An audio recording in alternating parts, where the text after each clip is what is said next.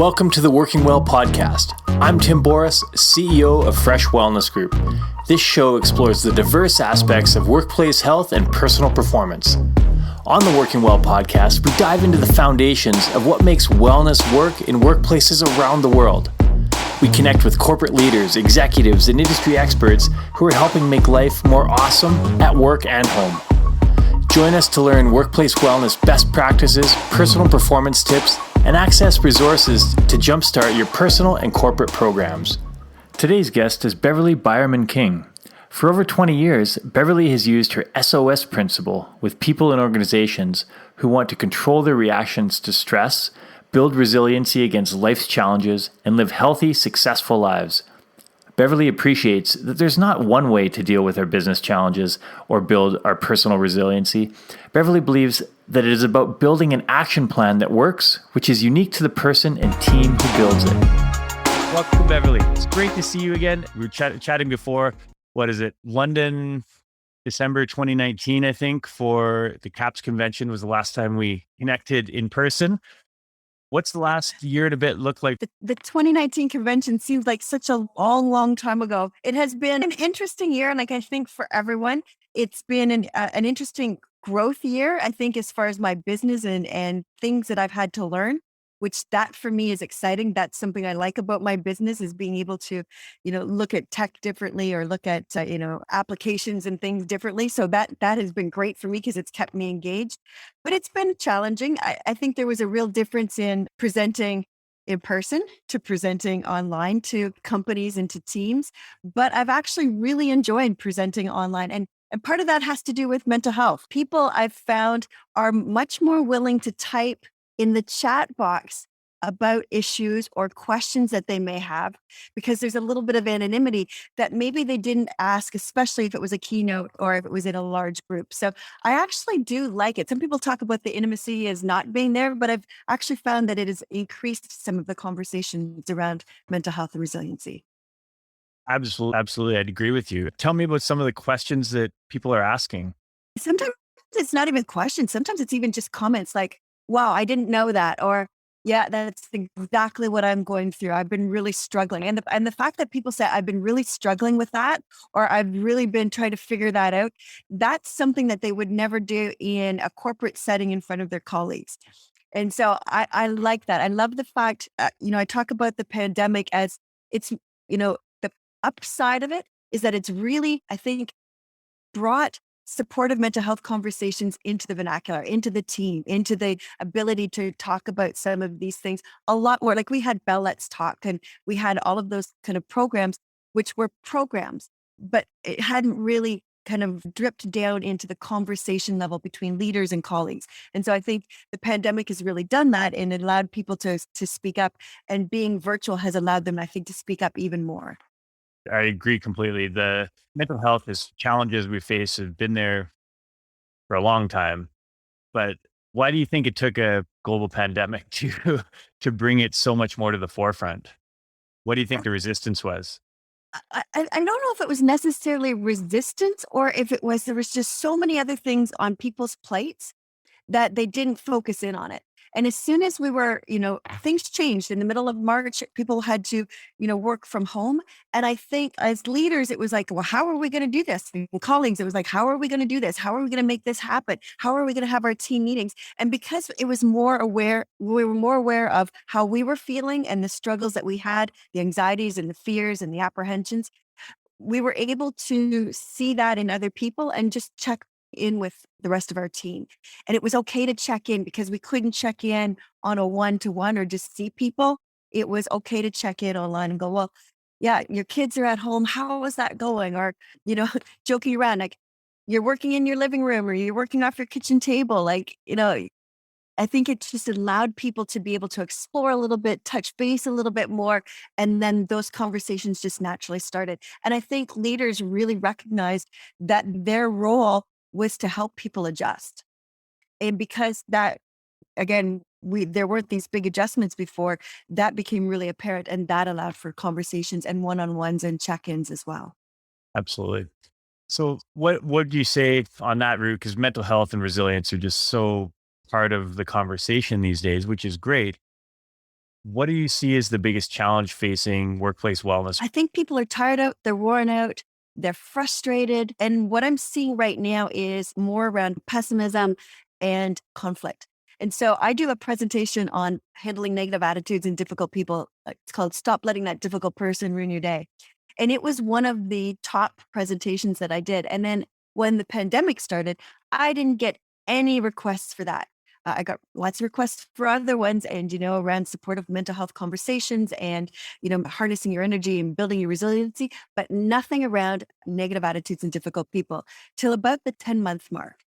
And I've slowly started to see more and more requests for that because now when people are tired out, worn out, their patience has gone away. They're not as, they're not as in tune. Those little things are starting to get on their nerves. That conflict is starting to come back within teams. And so how do you deal with that? How do you deal with that conflict that may have been building up or was put on hold for a little bit and you're realizing it's still there? How much of that do you think is just that, just the weight of everything that's been going on? And how does that relate to companies moving forward? What do you think the solution to that is? I think it is that weight of stuff. And it's also the duration. Nobody expected it to be this long. And so when we talk about our coping skills, we can do it for a couple months, we can do it for 6 months. But oh my gosh, here we are. And it's, July and August, and we're looking into the fall. And hey, are we still going to be doing that? And then for companies, are we going to come back, to full force? Are we going to have a hybrid model? Is half the team going to be in 2 days a week, the other half going to be in the other 2 days a week, and one week we're all one day we're all working from home? There's just so many unknowns, and how to go forward, I think, is people are stuck. They don't know how to really embrace what's going to happen next because they're not sure what's going to happen next. And that impacts our mental health. It impacts the way that we look at the future, how safe we feel. Many of us are still feeling hyper vigilant, even going out into, public. It was interesting because you know, I'm so looking forward to getting, together with friends and with family members. But we have a boat that we were going to put into one of the lakes. I live up in the Kawarthas, so there's lakes everywhere. And we found this one place to dock or to launch the boat, but there were so many people around. It was like tourists everywhere. And it was like, oh, this is too people-y. I need to get out of here. Because I wasn't like I want it, but I don't want so many people around it. And I think a lot of people are conflicted like that. Like, I want to go and see my colleagues at work. I want to get back into the office, but I don't really trust everybody and things that are going on. So it's that contradiction, I think, of what we want and what we feel comfortable in. And how do you see that playing out in the workplace from a both mental health and resilience standpoint? I think as leaders, it's going to be helping our teams to be able to take that step forward and building that resiliency and talking about the strategies that we use, deep breathing or getting up from my desk or in the here and moment kind of strategies. Other strategies have to be more long term. What you do for exercise, what you do for hobbies, what you do for fun, what you do for social connection. That helps kind of in the longer term kind of thing. So it's really looking at your tool belt of strategies. And as leaders, it's about being able to share what you're doing, modeling that. And it's also, I think, for leaders, something that we don't often talk about, but I think is really important as we move forward is you need to be that beacon of hope as we step forward. And I'm not talking about whimsical hope. I'm talking about strategic hope, which again, strategic hope has goals, but it also, like, where are we going? But for leaders, it's I don't necessarily know the path that we're going to take to get there, but I believe that as a team, we can get there. We have the skills. We've done this before. We can do that again. And it's really shining that light forward because I think a lot of people are feeling hopeless. They're feeling that sense of despair. They're feeling that sense of frustration.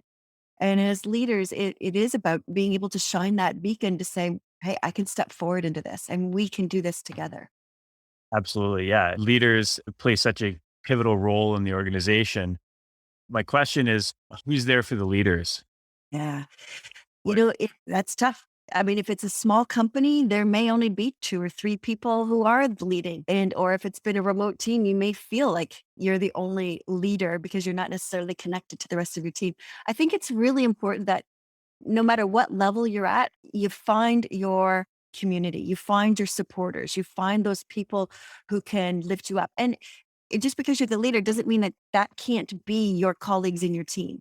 I think that's where that bonding of, it doesn't necessarily need to be hierarchical. It can be collaborative. It can be talking about what I do, and the strategies that I use may be great for you, but they may be terrible for somebody else. They may not be the right, set of strategies.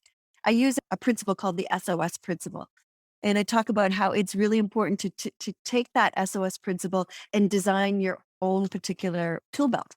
Making sure that you've got strategies from each of those three buckets in your tool belt to help you forward. And so being able to talk about what's in your tool belt is really one of the ways of being able to support, not only to realize it for yourself, but to support the people around you.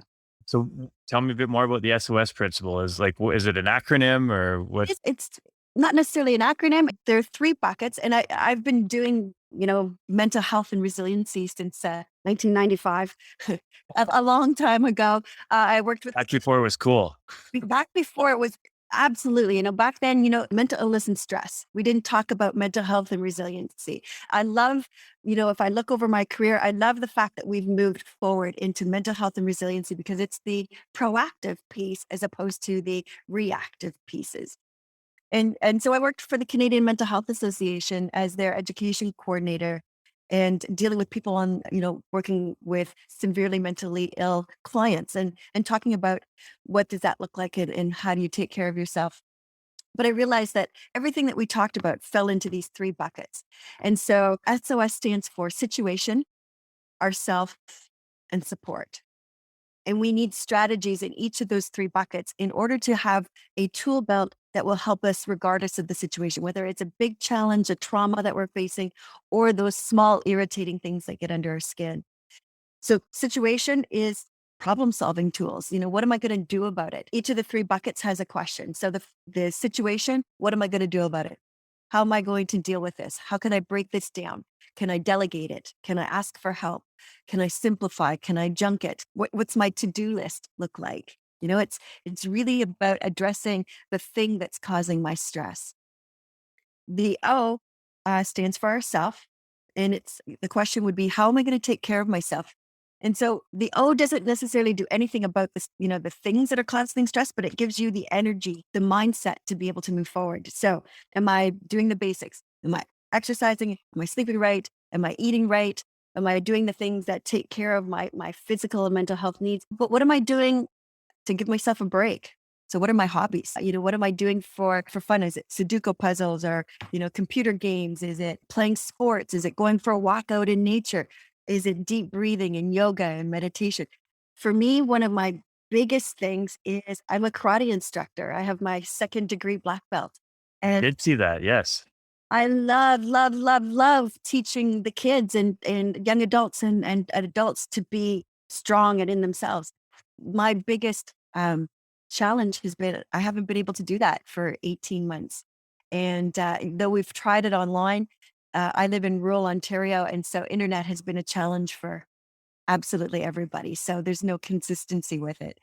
So for me, that has been a challenge for me because I haven't really replaced it with anything other than chocolate covered almonds, which is not a good trade off, when we're looking at the health side of things. So I'm looking forward to hopefully getting back at that in the fall. Not to leave you hanging, but the last S stands for support. Who's there to support me? So who can I talk to? Who can I vent to? Who can I hang out with? Who can, like again, it could be doctors, it could be counselors and therapists, it could be family, friends, it could be your EAP in a workplace setting or your human resources department, your leader, anybody who can help you to kind of talk through it, work through it, take your mind off of it. And so we need strategies in all three of those in our tool belt to be able to handle any of those situations.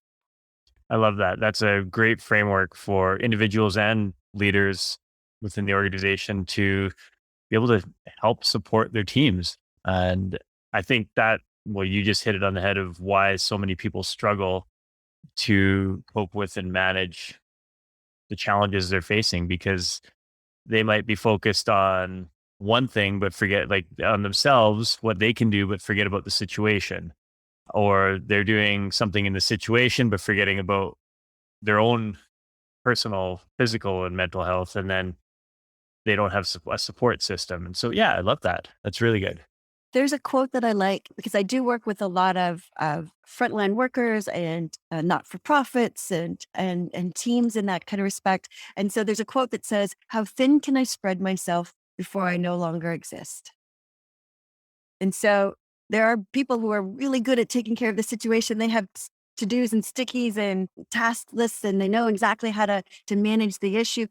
And they may be really good about, reaching out and collaborating, but they don't do a good job of taking care of themselves. And we find that, they're experiencing burnout. They don't have anything left to give. And so we need to make sure that we're using all of the strategies to be able to manage that stress and challenge. It's quite interesting to hear that because that's something that I started in the fitness industry 30 something years ago. And that I was only dealing with the self.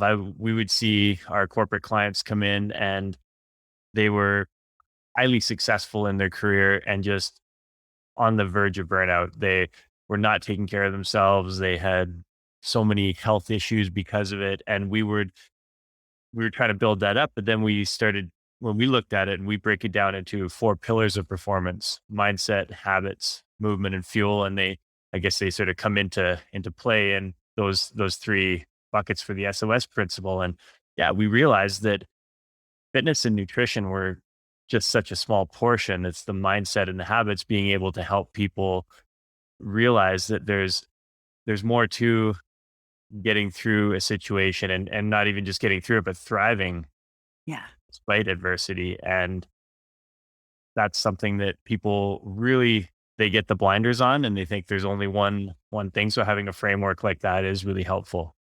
And I think this time has really taught us that all three of those are important. Like, we have to be able to figure out how to deal with the change. But if we're only dealing with the change and we're tired out, we're not sleeping at night. We've seen the impact where people are, not able to problem solve because they can't think clearly and they've got too much on their plate. But I think one of the things that we're really seeing the impact of right now is the impact of loneliness. We've that those social connections were taken off the plate, right? And you were told to stay away and watch out and be afraid and not reach out. And so people are struggling right now because that area really needs some attention. We need to figure out, how are we going to connect as a team? How are we going to connect as a family? How is it safe to do that? How is, can I have a hug? That the value of touch and feeling safe with that.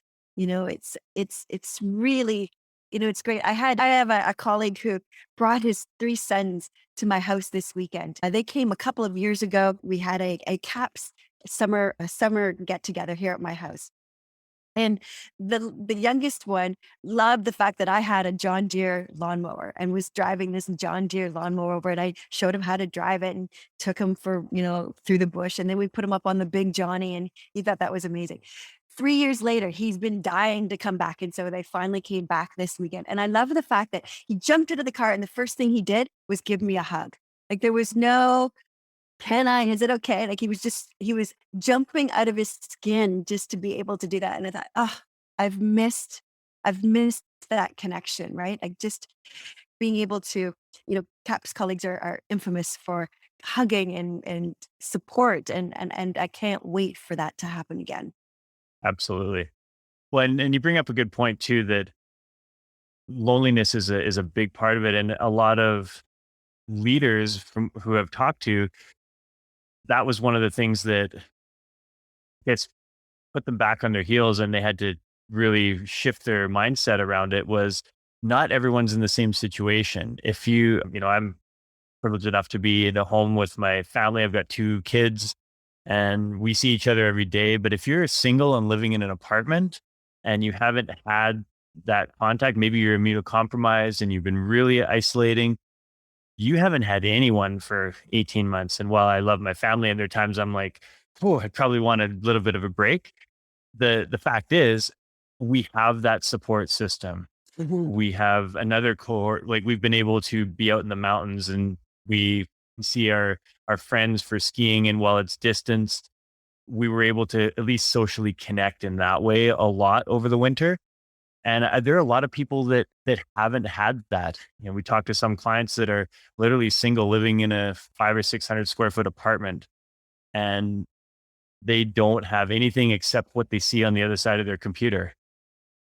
And we've seen an explosion of people who have gone out and gotten new, kitties and puppies, and because it's that connection to something bigger than ourselves, and even if it's pets, the value that that brings, and we are in an epidemic of loneliness, and so we do take it for granted, especially if we're parents and or family members. But even my mom and dad live on a farm, and though they saw other people, they were dying to see us and my sons. And it was, even it was interesting because my mom was like, I don't care. This was, I think probably around Mother's Day. It was in between Mother's Day and Father's Day. She goes, I don't care. I'm going to drive the 3 hours to come and see you. Even if we only stay outside, she'd had enough. And so I can see where people are, they're at their limit. But I think, she had an option, but I don't think everybody has that kind of option available to them. Yeah. And when we get into a spiral where we're not really functioning as well as we could be, we often don't see those other options. Mhm. Whether it's just getting outside and going for a walk. I found a lot of people keep trying to do the same thing and it's not working, but they just try harder at that same thing. And so again, when you don't have the support system or you don't have the strategies for yourself or the situation, that you're not able to see that. And yeah, I think now there's much more awareness around that, and coworkers can start to see that and hopefully reach out. I think we're at a point now where many more people are aware of it. But what have you seen companies doing from a strategy standpoint to set their team, their leaders and teams up for success? I think there's a lot more. Well, first of all, one of the things that I absolutely love is there's a couple companies that I've been working with, and these particular companies actually right away increased their benefits around psychological health, like mental health, anything that was in that realm. So, they increased the limits around counseling, they increased the limits around massage or chiropractic, like anything that they thought was going to help mental health wise and isolation wise, they increased the benefits. So they though it was at a time when their business was decreasing, that was something that they increased in order to make sure that they helped their employees. The other thing that I've really liked is that leaders have been much more aware of the value of that social connection. So they have been, you know, at the beginning, we saw a lot of, games and those kinds of things happening. But even the value of having a lunch break together, the value of having tea breaks, coffee breaks, where, hey, as the leader says, you know what, 4 o'clock on every, Wednesdays and Fridays, I'm going to be online. If you want to join me, great. If you don't, you know what, you've got something else, that's fine too. But know that I'm there, and it's nothing to do with work. I'm just there for 15, 20 minutes where we can just have coffee or do whatever or talk about the weather or whatever it is. It's allowing people to have that water cooler talk in a way that isn't necessarily focused on an agenda or an activity or anything like that. So those I've liked, because sometimes you just and I've had it where you just get this overwhelming sense of the blues or disconnection, or I just don't have it in me right now. And so that just allows people to be able to reach out when they're feeling that way.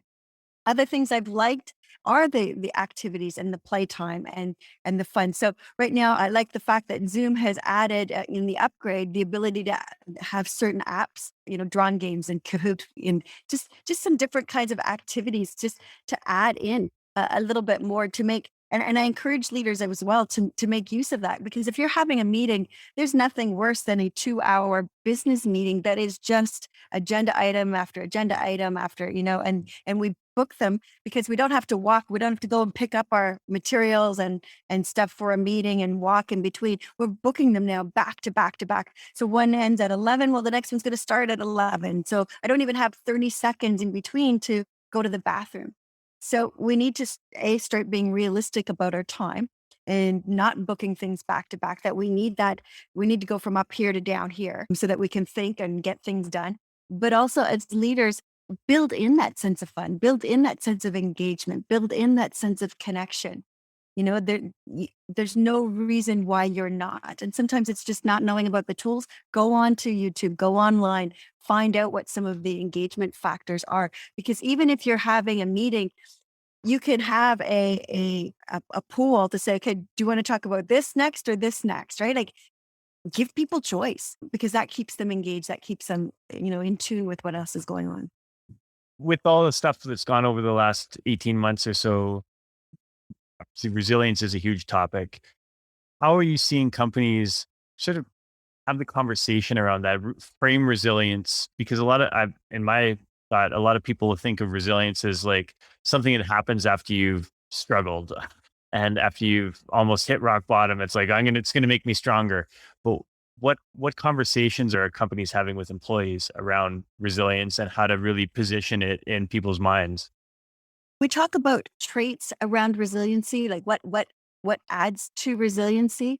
And so I'm often brought in for that particular reason, like how to bring in those strategies and what does it look like. So for me, when I talk about resiliency, one of the images that comes to mind is of those hard rubber balls that you used to play with on the playground when you were in public school. Do you remember? I don't know, bouncy, crazy kinds of things. You would throw them up against the wall, and then you and your buddies would spend the entire recess chasing these little things all over the playground.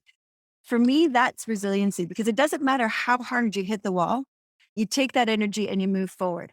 Now, you may not be on the same path that you thought you were going to be on, but you're able to take that energy and move forward. So for me, resiliency is about being able to move forward. And so it's understanding, what are the challenges that you're facing? What are the self-care strategies you have in your tool belt? What is the ability to manage your thoughts? So there's a thinking component to resiliency. One of the big ones right now is, the superhuman syndrome, right? I need to be the best at everything. I need to be, for me, I need to be the best mom. I need to be the best speaker. I need to run the most successful business. I have to be the best friend. I have to, I have to. And there's no way to live up to those expectations. So it's about kindness to ourselves and kindness to other people. I talk about 10 kind of resiliency traits, but hope, and I talked about this earlier, hope is actually one of the determinants of our resiliency in the face of trauma. And so, do you have that sense of self know that you've done this before, you can do it again, that you have the ability to make the decisions, to take the next step, to get through, even when you don't know how to take that next step, that you can take the next step. All of those pieces are how we build up our resiliency. And so, tool belt is one of them, but like I said, thinking processes is part of that as well. Yeah, and when you talk about hope, having a vision that the future is going to be better than the present is that first step. Because if people don't think the future is going to be better, what's the point in doing anything, right? And they're as leaders, how do we help people see that?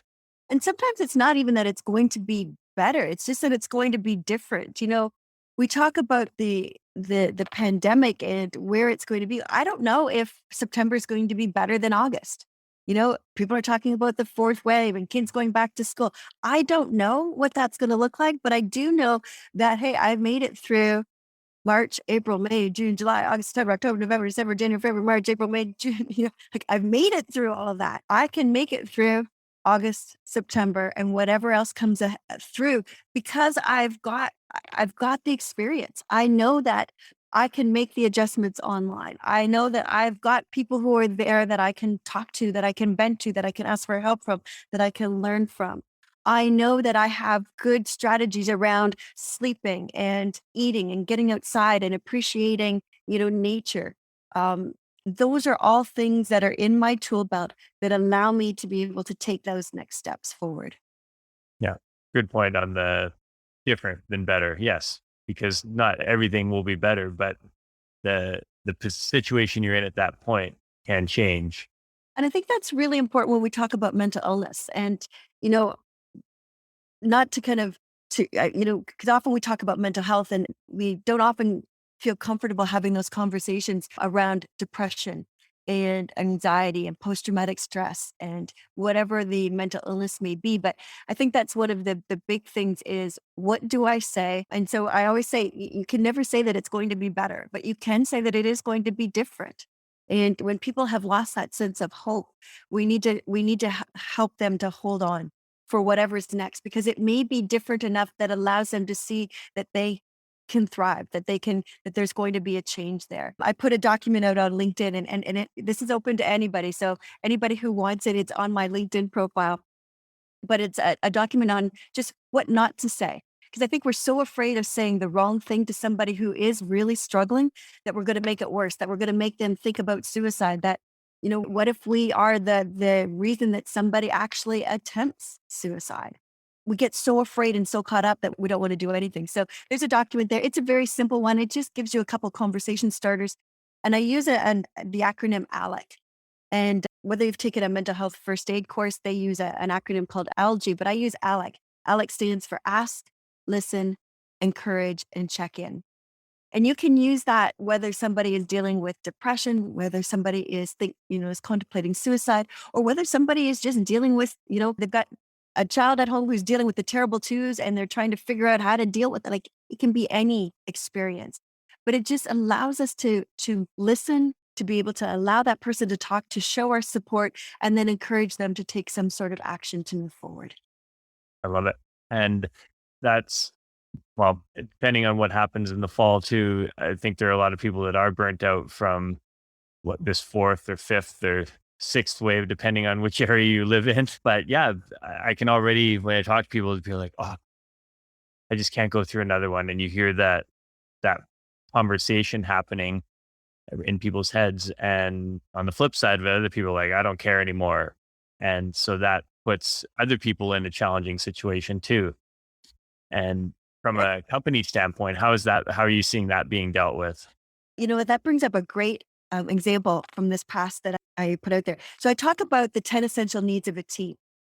And these 10 essential needs are from research, and it was prior to the pandemic, but then I took it and put the kind of pandemic spin on it. Like, what does it look like now? We talk about the ability to speak up and the ability to be heard is one of the needs that we have. And so I had a great team who took that, because we also talk about the need for appreciation and respect. And they were going to start their team meeting talking about what they were thankful for, because we talk about gratitude as being one of those, part of those essential needs. And it was interesting because they got back to me and they said, it was a good idea, but it didn't work. And they said, okay, so why didn't it work? Well, they said, well, we came to the meeting and we all talked about what we were grateful for, what was going on in our life, what was going on in our business life or our personal life that we were thankful for, that was going well, that we wanted to celebrate the success around. The problem was, when we started off the meeting that way, anybody who was feeling low, anybody who was having any kind of difficulty or challenge, didn't feel that they could bring that up after that, because they didn't want to bring people down. And so what they did is they adjusted that. They talk about, what are the challenges? What are the issues? What are the things that we're facing? What is it that we need to problem solve in order for us to move forward? And then they ended the meeting with something that they were grateful for, something that they were thankful for, something that was a success. And they adapted that in order to allow people to speak up. And I think that's a really important point, because we can't always go in talking about how good things are. We have to talk about the challenges. We have to be able to problem solve, but we don't want to get so sucked into the negativity that we can't move out of it. But we don't want to be so up here in the clouds that somebody else can't talk about what they're experiencing. And so it really is just being in tune with your particular team and what's going to work for them, and allowing them to be able to bring that forward. Well, and you just brought up a perfectly common myth around mindset and positivity. People think positivity is this, like, oh, everything's glorious and rosy. And it's like, no, positivity is seeing the warts, seeing the things that aren't going well, acknowledging them, but finding a way to move forward. Like, they talk about resilience. Resilience and mindset are very connected, because you're able to see the challenges, frame them in a way that helps you move forward and continue to improve. Well, and they've studied optimistic people for years, trying to figure out what makes some people more optimistic than others. They've done twin studies and sibling studies and diet and all of those kinds of things. And the research shows that people who are optimistic still get mad, they still get angry, they still stomp, scream, and shout, which is great because, hey, I'm in that category, right? I can vent with the best of them. But what they found compared to people who were pessimistic, negativistic, or apathetic is that they did one thing better than the other three groups. And that one thing came down to problem solving. They moved faster from what is it to what am I going to do about it, from problem identification into problem solving. And so when we look at how do we make ourselves more optimistic, it's not by putting a smile on our face. It's not by having our head up in the clouds, but it's about being able to move ourselves through the emotion, through the frustration and the anger and go from what is it. Okay, so what am I going to do about it? How am I going to get there? What's my next step? Who can I talk to? How am I going to take care of myself? Going back to that SOS principle. Love it. And those are things that are so topical for individuals in organizations, but also for leaders and like executive leaders in the organization to really understand this is going on and have the frameworks for it in place. And more companies have that now, but there are still so many companies that haven't got there yet. Yeah, and you could call it emotional intelligence or whatever it is, but I think as leaders, it's first of all, you need to be real. Like if you're mad, angry, frustrated, okay, that's great. Like that makes us human, and that we should be feeling some of these things as we go through some of the challenges. But modeling not getting stuck in those, modeling how you moved yourself forward, talking about how you moved yourself forward, so that then you can model that to your team and help your team move forward through those emotions as well. Yeah. Excellent. Now, what do you see? I put on the crystal ball. What do you see happening with mental health and resilience over the next 6 to 12 months, based on what we've already gone through? A couple of things. I think mental health is going to continue to be on top of mind because I think there's this myth that once the pandemic is over, that mental health won't be there. But what we know from previous pandemics is that there's going to be a mental health echo pandemic. And that echo pandemic will be around 18 months to 2 years after everything is kind of settled down. So people are, 2 years from now, we're still going to be saying, I don't feel the same. I still have trouble sleeping at night. I don't trust in the same way. I feel like I'm waiting for the next shoe to fall. So understanding, and especially if anybody was vulnerable in the first place for depression, for anxiety, for any of those things, that's going to have a ripple out effect because we've spent months in isolation and telling people not to trust and, the ups and downs. So it's going to still be there. It's not going to go away. I think we're going to have to really focus in on team and team building and support and having supportive conversations.